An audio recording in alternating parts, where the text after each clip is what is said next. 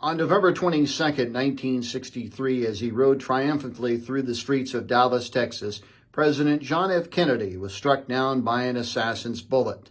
That act of violence sent the nation into a period of mourning not seen since President Franklin Roosevelt's death 18 years earlier. In commemoration of the 60th anniversary of President Kennedy's assassination, KMA News talked to some local residents about their memories of that dark weekend. For example, Tom Beavers was working at KMA that day, and he recalls doing the Midwest Farmer program when he received a sudden interruption. I was on the air, Mike, at 12:30 for the Midwest Farmer program. Merle Douglas had brought me on the air, and I was in the sound booth doing the farm news and markets. Dean Navin, our news director at that time, brought a bulletin from the Associated Press and laid it on my desk under the microphone, and I picked it up live on the air and read it, and I was sort of stilled for a moment, and then I announced to the public, John F. Kennedy has been shot in Dallas, Texas.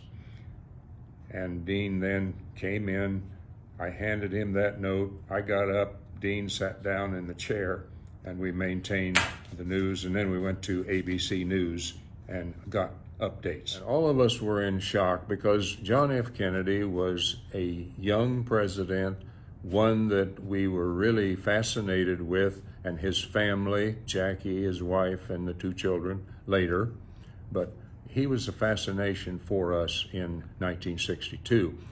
We expected big things from him. Nancy Maher was a 7th grader at St. Patrick's Academy that day, and she recalls how her class day and how her classmates were stunned by some very sad news.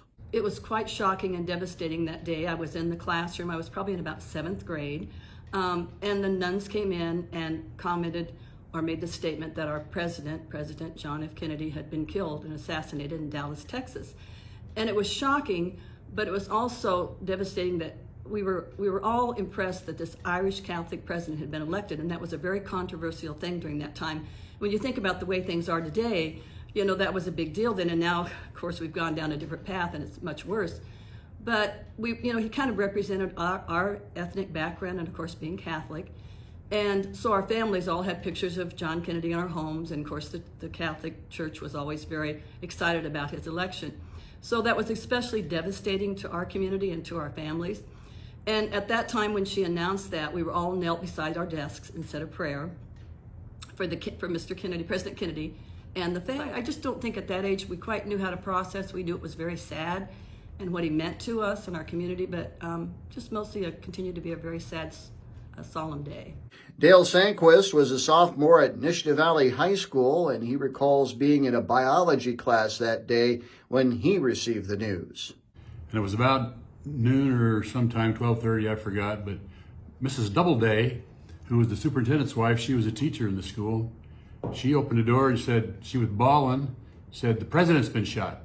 And that's all anybody knew. There was no, there wasn't Instagram and there wasn't all this kind of stuff where there was news as it was happening. She said, the president's shot. They don't know if he died or whatever, but the president's been shot. So everybody's, first thing, I don't know if I cried or not, but it was pretty shocking anyway.